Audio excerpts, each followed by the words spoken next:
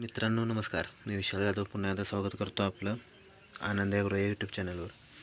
तर मित्रांनो, विषय काय झाला आहे, आत्ता ह्या कोंबडीला झालेत 8 दिवस. 27 तारखेला आपण कोंबडी बसवली होती, त्यावर आज 8 दिवस झाले तिला. तर तुम्हाला दाखवायचं आहे की कोंबडी अतिशय चांगल्या प्रकारे बसले. आता काय झालं आहे, या शेडमध्ये थोडंसं पाणी आलं होतं, कारण आपण जाळी वगैरे अशी मोकळी ठेवली होती आणि आपण कामावर जातो, त्यामुळं पाऊस झाला आणि लक्ष द्यायला कोण नसल्यामुळे हे बघा असं सगळं पाणी झालं आहे. पण आपण काय केलं आहे, असं स्लोप आहे इथं, त्यामुळं पाणी सगळं बाहेर निघून जातं. इथं काय पाणी साठत नाही, थोडंसं गारवा तयार होईल, पण त्याचा काय जास्त प्रॉब्लेम येणार नाही. आपण ही जी जाळी वगैरे मोकळी आहे ते आपण पॅक करून घेणार, जेणेकरून कोंबडीला जास्त काय असा त्रास नाही झाला पाहिजे परत.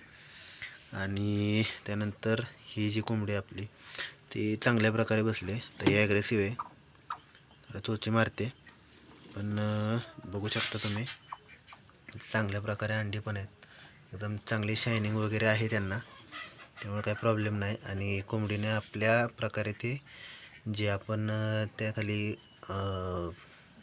कडुलिंबाचा पाला किंवा जो भुसा वगैरे जे टाकला होता ते तिने तिच्याप्रमाणे सेट करून घेतला आहे.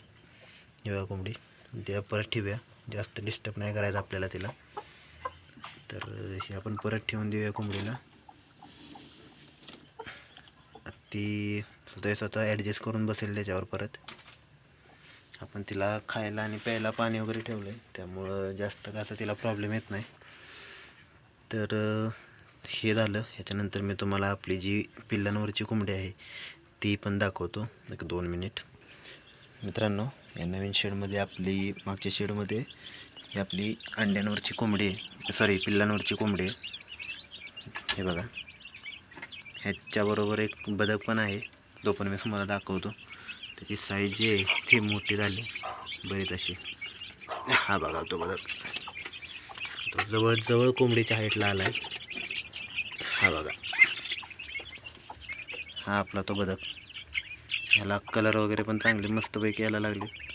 याचे कलर काय आहेत, कसे येत आहेत, त्याची एक मी रील्स वगैरे टाकतो आहे यूट्यूबला, तर तुम्ही ते पण बघू शकता.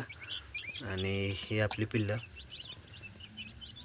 ही 2 बॅचची पिल्लं आहेत, त्यामुळं काय झालं आहे, आता हे बघा 2 बॅचची पिल्लं एकत्र ठेवल्यामुळं काहींची साईज अशी लहान राहते आणि काहींची अशी मोठी होते. या दोघांचं कंपॅरिझन बघू शकता तुम्ही. हे बघा, त्यामुळे शक्यतो एकाच बॅचची एकत्र पिल्लं ठेवा, जेणेकरून आपल्याला जास्त असा काही त्रास होणार नाही पिल्ले सांभाळायला, म्हणजे त्यांची वाढ पण चांगली होते. आता यावेळेस आपण हा एक्सपेरिमेंट म्हणून एक बदक ठेवला यांच्याबरोबर, 2 बदकाची पिल्लं.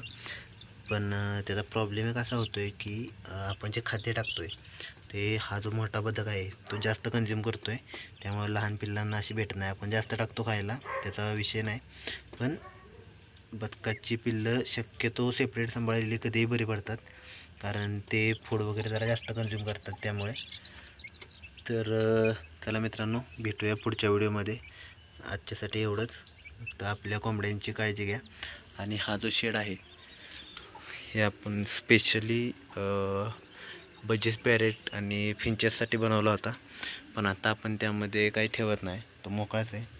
मग जर तुम्हाला असं वाटत असेल की यामध्ये आपण बजीस किंवा फिंचेस आणावेत किंवा दुसरे अजून कोणते बर्ड्स आणावेत, तर या व्हिडिओला कमेंट करा, आपण तसं आणू आणि तुम्हाला त्यांचे पण व्हिडिओज वगैरे पोस्ट करत जाऊ. तर मित्रांनो धन्यवाद, भेटूया पुढच्या व्हिडिओमध्ये.